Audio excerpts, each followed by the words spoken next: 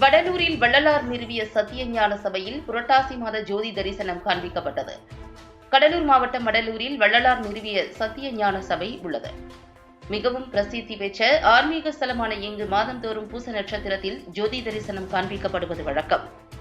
இந்நிலையில் புரட்டாசி மாத பூச நட்சத்திர தினத்தை முன்னிட்டு சத்தியஞான சபை வளாகத்தில் 6 திரைகளை நீக்கி புரட்டாசி மாத ஜோதி தரிசனம் காண்பிக்கப்பட்டது.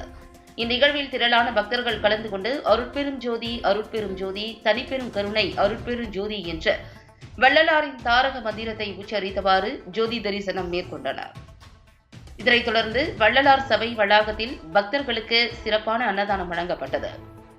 இந்நிகழ்வில் தமிழகம் மட்டுமல்லாது பல்வேறு பகுதிகளைச் சேர்ந்த வள்ளலார் பக்தர்கள், சன்மார்க்க அன்பர்கள் மற்றும் பொதுமக்கள் திரளாக கலந்து கொண்டனர்.